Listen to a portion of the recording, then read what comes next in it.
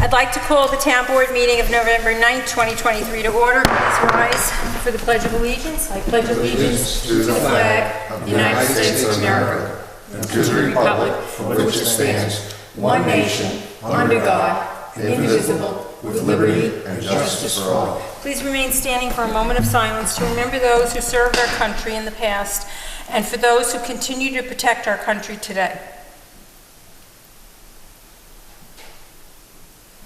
Thank you. Please note the emergency exits are the door you came in and the door behind us and at the end of the hallway.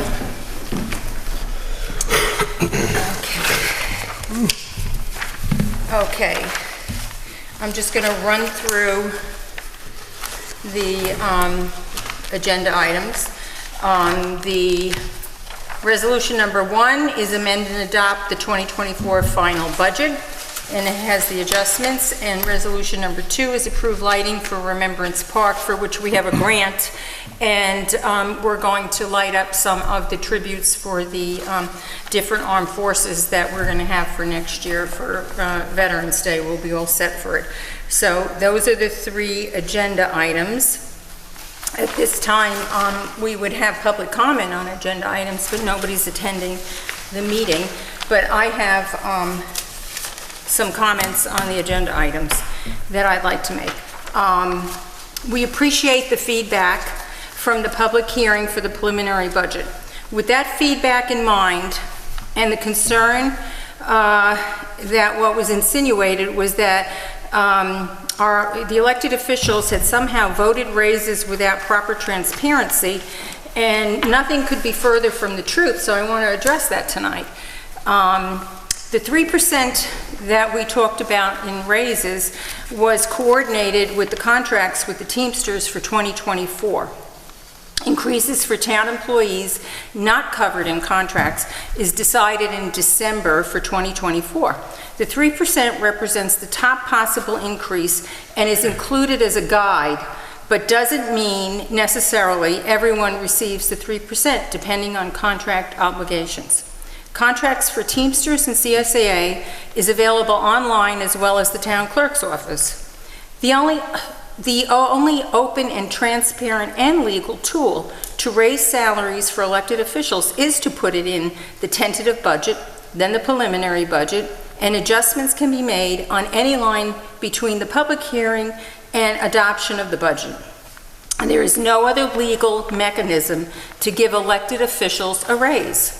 Salaries are set by resolution at town board meetings. This information, again, is available online or in the town clerk's office.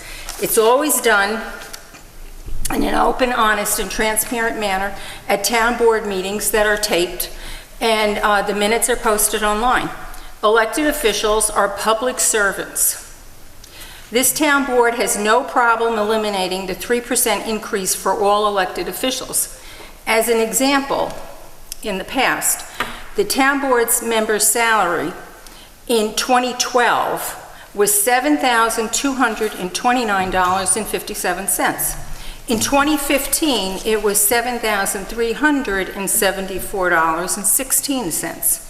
In 2020, it was $7,514, where it remains in 2023. It's gone up $284.43 in 11 years, approximately $26 per year. Elected officials see their roles as public service, not a career. I'm going to give an example for myself and for Sharon.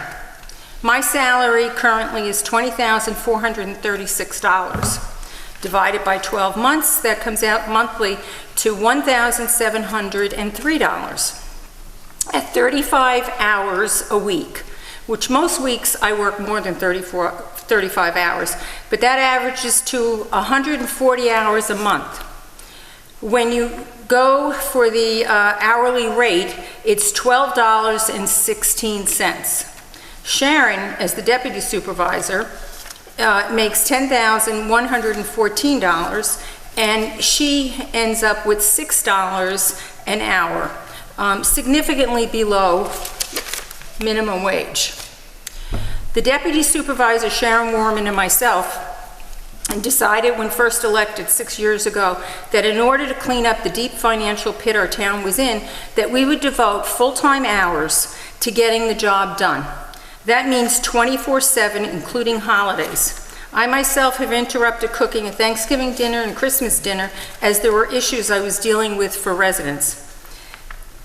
We work full-time hours because we truly believe this town deserves public servants who would do the job in a manner that taxpayers are entitled to. We have all worked together in the last 6 years on behalf of taxpayers' interests and delivered a financial foundation that's solid for residents. The due date to pass the budget is November 20th. Our next town board meeting is November 28th. With the holidays, it was prudent to pass the budget on time. I know other towns have already passed their budgets in October. On September 12th of 2023, 2 months ago, we passed a resolution outlining the changes in town board meetings for October and November in order to meet these New York State guidelines for budgets. I want to thank all who participated in the budget process, especially our dedicated finance department and financial consultant Tom Carey. Teresa, Linda, and Annette are all individuals, including Tom, who carry out their duties with a professionalism and dedication that I truly admire and appreciate. It is because of them we are here tonight with a financially balanced budget and tax levy of 1.98% that's remained unchanged for 4 years. We look forward to 2024 and continuing to work hard 24/7 for our town residents who deserve dedicated public servants who put public service above all other outside interests. And with that, where do you want to start? Okay.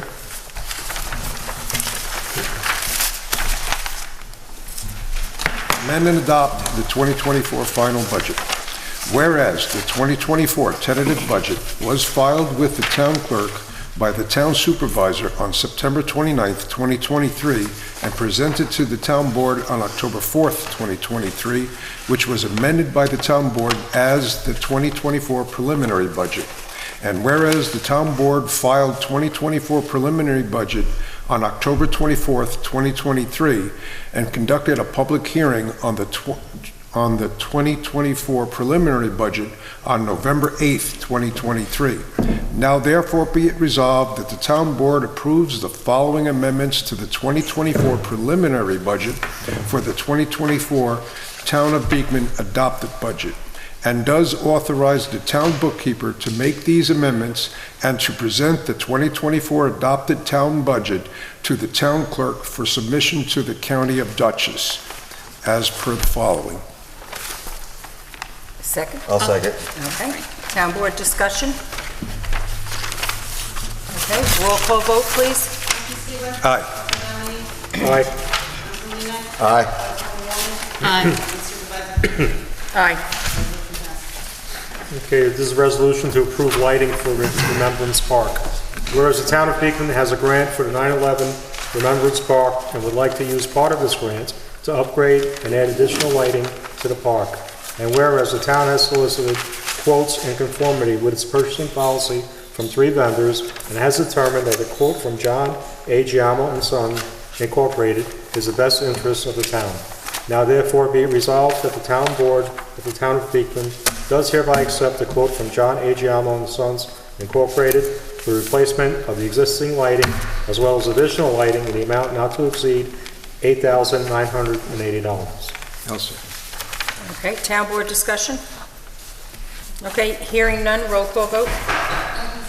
Aye. Aye. Aye. Aye.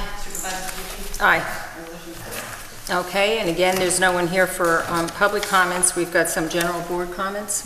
Yes, I do. It says, "Here to serve you, Senator Rob Rollison's mobile district office will be at Beekman Library Community Room, 11 Town Center Boulevard, Hopewell Junction, Wednesday, November 19th, from 10 a.m. to 3 p.m. RSVP 845-229-0106 or rollison@newyorksenate.gov. Thank New you. York State, NYSsenate.gov. Okay, thank you. Anybody else? Okay, then I want to take this opportunity to wish everyone a Thanksgiving filled with blessings for all our Beekman residents and families. It's a time for expressing gratitude, and we're certainly grateful for all of our residents. And with that, I make a motion to adjourn the meeting. Second. All in favor? Aye. Okay, safe travels home, everyone.